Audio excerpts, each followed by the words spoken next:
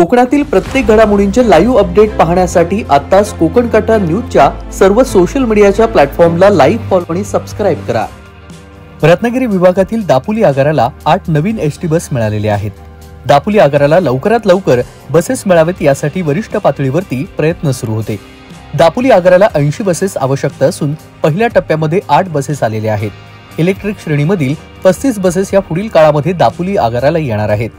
यानंतर पुढील काही महिन्यामध्ये दापोली आगाराला नव्या बसेस देण्याचे प्रयत्न देखील करण्यात येणार आहेत।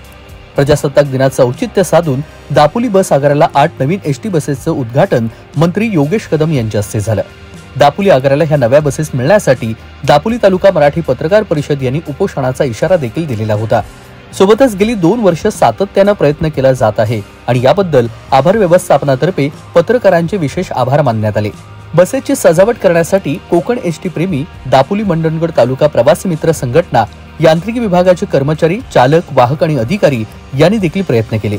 यावेळी मान्यवरांचं स्वागत आगार व्यवस्थापक उबाळी यांनी केलं।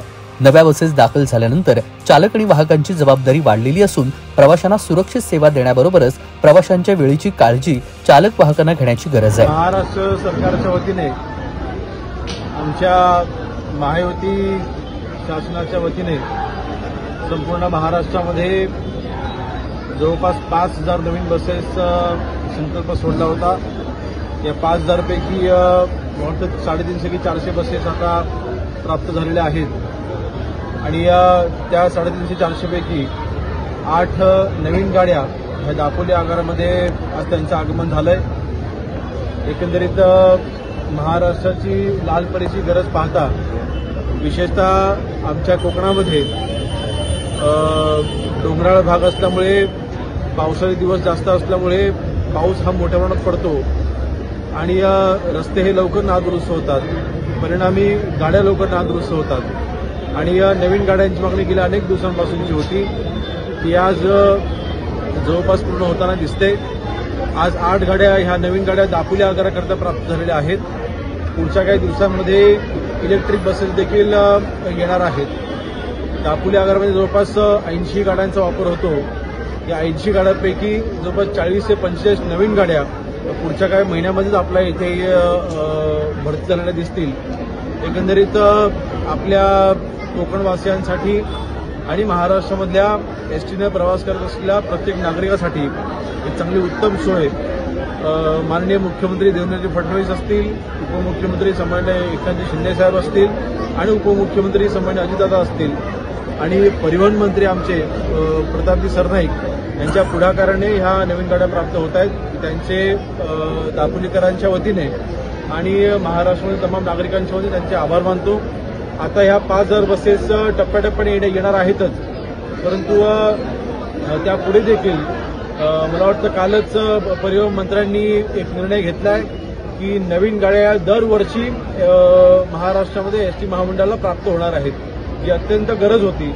एखादी नवीन गाडी आली किंवा एखादा समजा आता 5000 गाड्या घेतल्या त्या मग 4, 5, 6 वर्ष सातत्याने वापरून पुन्हा नव्याने गाड्या घ्यायच्या, त्यापेक्षा दरवर्षी नवीन गाड्या घ्यायच्या आणि जुन्या गाड्या ह्या तिथे डिस्कंटिन्यू करायच्या। अतिशय चांगला निर्णय हा आपल्या सरकारने घेतलाय। मला कल्पना आहे की एसटीमध्ये प्रवासाच्या या म्हणजे भाड्यामध्ये दरवाढ देखील झालेली आहे, परंतु मला वाटतं नागरिकांची एक भूमिका सातत्याने राहिलेली आहे की 2-3 रुपये आम्ही जादाशी देऊ, परंतु आम्हाला प्रवास हा सुखकर झाला पाहिजे, तो चांगला झाला पाहिजे, तो व्यवस्थित झाला पाहिजे, चांगल्या सुविधा मिळायला पाहिजे।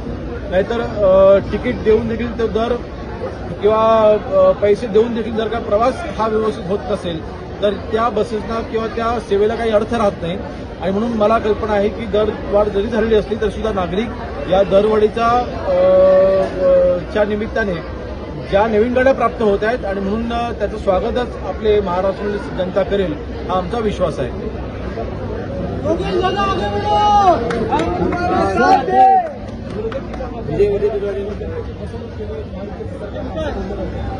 नाही बघा, मी पुन्हा एकदा सांगेन की फसवणूक करायचा हा विषय नाही। एकंदरीत दरवाढ बघा, आज एसटी महामंडळ हे पूर्णपणे डबक्यामध्ये गेलेलं आहे, पूर्णपणे तोट्यामध्ये आहे आणि मला कल्पना आहे की ना नफा ना तोटा ह्या आधारावरती कुठल्याही संस्था, शासकीय संस्था, सरकारी संस्था या चालत असतात, महामंडळ चालत असतात, परंतु दरवाढ केली नसती तर आज ह्या 5,000 बसेस घेणं किंवा आता जे आपले एसटी स्टँड आहेत त्यांची दुरवस्था आहे, कर्मचाऱ्यांसाठी ज्या वसाहती आहेत त्यांची दुरवस्था आहे, या सगळ्या सुविधा जर का पुरवायच्या असतील तर मला वाटतं दरवाढीशिवाय पर्याय नव्हता आणि शेवटचा पर्याय म्हणून तिथे आपण ही दरवाढ आपण केलेली आहे. आणि म्हणून मला वाटतं जनतेची एक भूमिका ही स्पष्ट राहील की दरवाढ केल्याच्या नंतर चांगल्या सुविधा मिळाव्यात ही जनतेची अपेक्षा असेल, ज्या अपेक्षा मी पूर्ण करू. यावेळी श्रीफळ वाढवून तसंच फीत कापून नव्या 8 बसेसचं लोकार्पण करण्यात आलं. यावेळी शिवसेनेचे तालुका प्रमुख उन्मेष राजे, माजी सभापती किशोर देसाई, चारुता कामतेकर, प्रकाश कालीकर, राजेंद्र पेटकर, कृपा घाग, शबनम मुकादम, निलेश शेठ, दीप्ती निखारगे यांच्यासह विविध मान्यवर उपस्थित होते.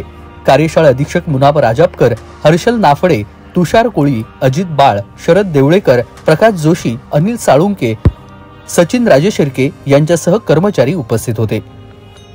सलीम रकांगे, कोकण कट्टा न्यूज, दापोली, रत्नागिरी.